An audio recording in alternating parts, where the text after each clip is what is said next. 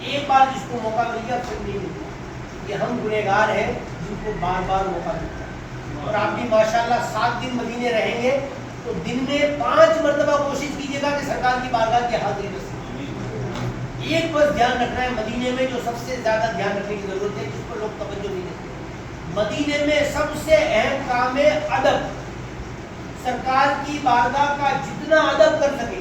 مسجد نبوی میں وہ ریاض الجنہ جس کو بولتے ہیں وہ بھی حاجی صاحب آپ کے لیے پرمٹ وغیرہ کروا دیں گے جو بھی سسٹم ہوگا حکومت کا, تو آپ کو انشاءاللہ پریشانی نہیں ہوگی. لیکن اس میں بھی نماز پڑھنے کے لیے بھاگے نہیں, دھکے نہیں مارے, اور نماز پڑھنے اس لیے جا رہے ہیں کہ اللہ اس کا رسول راضی ہو جائے. اور جس کام سے وہی ناراض ہوں گے تو فائدہ کیا. تو بہت ادب و احترام کے ساتھ کوئی دھکا مار دے اس کو معاف کریے, اس کو لڑنا گالی گلوچ کچھ بھی. سرکار دو عالم صلی اللہ علیہ وسلم کی جب مدینہ پہنچ جائے تو مدینہ پہنچنے کے بعد سب سے پہلا کام یہ ہونا چاہیے کہ ہم سرکار کی بارگاہ میں حاضری دیں جب بھی پہنچے, پہلا کام. لیکن اگر ایسا لگے کہ ہمارے ساتھ بوڑھے لوگ ہیں, بیمار ہے کوئی آدمی ہو, جب بھی نہیں جا پائیں گے تو پھر آرام کر کے جائیں. لیکن ایک جوڑی کپڑا اس لیے سلوا لے کہ میں اس کو جا کر مدینے میں پہنوں گا. تو اس نیت سے وہ ضروری ہے کہ وہ ہزاروں روپئے کا ہو, آپ کو جو مالی کیفیت ہے, لیکن بس ایک نیا جوڑا سلوا لیں کہ ایک جوڑا تو میں مدینے لے جاؤں گا. اور مدینے میں جب پہلی بار سرکار کی بارگاہ کی حاضری کے لیے جائے تو اس کو پہننا ہے. اب سرکار کی بارگاہ کی حاضری کے لیے آپ صلی اللہ علیہ وسلم کا روضہ مبارک مسجد نبوی کے اندر ہے.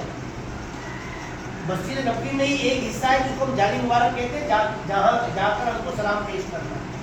اب وہ کیسے طریقہ ہے, مسجد نبوی کا 1 نمبر گیٹ, اس کا نام ہے باب السلام.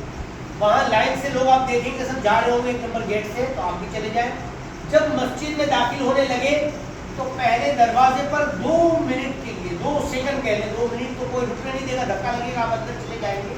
2 سیکنڈ پر جا کر رکے, ہاتھ باندھ لے, نگاہیں جھکا لے اور سرکار کی بارگاہ میں یہ عرض کریں کہ یا رسول اللہ میں سلام کے لیے حاضر آ رہا ہوں, مجھے اندر داخل ہونے کی اجازت دیں. ایسے گویا کہ ہم سرکار تشریف فرما ہے اور ہم سرکار سے اندر آنے کی اجازت لے رہے ہیں. اور پھر گویا سرکار نے اجازت دے دی. اب ہم مسجد نبوی میں اپنا سیدھا پیر رکھیں گے اور دعا کریں گے اللہم افتح لی ابواب رحمتک, اے اللہ میرے لیے تو رحمت کے دروازے کھول دے. اور نویت سنت الاعتکاف, میں سنت اعتکاف کی نیت کرتا ہوں. تو آپ کو اعتکاف کا بھی ثواب ملے گا, مسجد میں داخل ہونے کا ثواب, اور نگاہیں جھکا کر ہاتھوں کو نیچے رکھ کر آپ نے ہاتھ باندھے ہوئے ہیں, نگاہیں نیچے ہے, ادھر کیا لکھا ہے ادھر کیا لکھا ہے کون کیا کر رہا ہے سب چکر میں نہ پڑے. بعض لوگ وہاں وہ سیلفی لے رہے ہیں, ویڈیو, کبھی ایسا مت کیجیے. اپنے بچوں کے لیے جن کو چھوڑ کر جا رہے ہیں ان کے لیے دعا کر کے آئیے, اے اللہ ان کو حاضری دے. لیکن وہاں سب ویڈیو کال وغیرہ نہ کریں, وہ ادب کی جگہ ہے, وہ ادب کی بارگاہ ہے. جھک کر جائیے اور جیسے جیسے آپ آگے بڑھتے جائیں گے تو پھر جالی مبارک شروع ہوگی. ادھر بھی جالی ہے ادھر بھی جالی ہے, ان دونوں کے بیچ میں 3 جالی مبارک ہیں. سب سے پہلے ایک سوراخ بنا ہے, اس میں ہمارے آقا صلی اللہ علیہ وسلم کا وہاں پر چہرہ مبارک ہے, تو وہاں پر ہم کھڑے ہوں گے اور السلام علیکم یا رسول اللہ, اور سلام پیش کریں گے السلام علیکم یا رسول اللہ. جتنا بھی یاد ہے کہ جتنی دیر وہ پولیس والے وہاں کھڑے ہونے دیں اتنی دیر آپ سلام پیش کیجیے.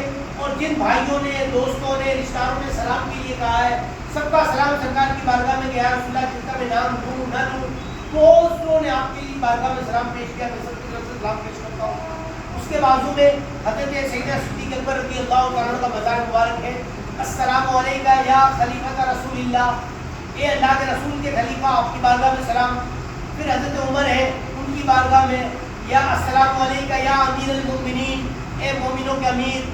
پھر اگر موقع ہو تو پھر ان دونوں کو ملا کر السلام علیکم یا صاحبہ رسول اللہ, اے اللہ کے رسول کے دونوں صاحبوں. پھر سرکار کی بارگاہ میں پھر سلام پیش کیجیے, دعا کیجیے, اور پھر دھیرے باہر نکلیں. اسی کو ہم بہت زیادہ کھڑے نہیں رہنے دیں گے. 2 منٹ 5 منٹ 10 منٹ ہو گیا تو سبحان اللہ. بس کوشش کیجیے کہ جتنی دیر ہو, آنسو ہو, دعائیں ہو, صلاۃ والسلام. پھر باہر نکلیے, اور باہر نکل کر جتنی دیر کھڑے رہنا ہے گنبد خضرا کی زیارت کرتے رہیے اور دعائیں مانگتے رہیے. حالانکہ وہ بھی کرنے نہیں دیں گے, تو جتنا بھی دور ہو سکے لیکن بیٹھیے اور دیکھیے. اور کوشش یہ کیجیے کہ جب بھی موقع ملے مسجد نبوی میں حرم شریف میں آ کر بیٹھ جایا کریں. جب آپ حرم شریف سے باہر نکلیں گے تو بازو میں قبرستان ہے جس کو ہم اور آپ جنت البقیع کہتے ہیں. وہ قبرستان بہت بڑی بڑی شخصیت آرام فرما ہے. کوشش یہ کیجیے کہ اوپر نہ جائے, نیچے سے ہی سلام پڑھیں. کسی کا سب انہوں نے توڑ تاڑ دیا ہے, پتہ نہیں کسی کی قبر پر پیر وغیرہ پڑ جائے تو اندر بچ جائیے. باہر بہت بہت تو اوپر چڑھ کر باہر سے سلام پیش کیجیے, ان سب کو ایصال ثواب کیجیے, ان کے وسیلے سے دعا کیجیے, اور یہ دعا کیجیے کہ اللہ مدینے کی موت دے اور وہی قبرستان میں ہمارا بھی مدفن ہو. تو یہ سب سے بڑی دعا وہاں ہوتی ہے. اسی طریقے سے وہاں کی بہت زیارتیں ہیں. ایک اور بہت مقبول زیارت شہدائے احد ہے. ایک میدان ہے جس میں جنگ ہوئی تھی, اس میدان کا نام ہے احد. وہاں پہاڑ بھی ہے اور وہاں حضرت سیدنا امیر حمزہ رضی اللہ تعالیٰ اور 72 صحابہ کی قبر بنی ہوئی ہے. وہ بھی بہت مقبول جگہ ہے. وہاں بھی جب بھی جائے تو ان کے وسیلے سے دعا کرے, اللہ ان کے وسیلے سے اپنی دعاؤں کو حاضری کو قبول کرے. جب بھی دعا کرے خالی اپنے لیے نہیں, پورے مسلمانوں کے لیے کرے. اس لیے کہ جب ہم سب کے لیے مانگیں گے تو سب کے صدقے میں اللہ ہماری بھی دعا قبول کرے. تو اللہ تعالیٰ بار بار حاضری نصیب فرمائے. استغفر اللہ ربی من اور وہ مسجد قباء کا اسے الحمدللہ وہاں بہت ساری زیارتیں ہیں اور آپ کو مدینے کی زیارتیں لے جائیں گے. ایک بہت ہی اہم زیارت مسجد قباء کی. ویسے زیارت کے لیے آپ کو ٹور کی طرف سے تو ایک بار لے جایا جائے گا, لیکن مسجد قباء ایسی ہے کہ آپ کو روز اپنے خرچے سے جانا چاہیے. اور اگر کوئی چلنے کی زیادہ طاقت رکھتا ہو تو چل کے بھی جا سکتا ہے.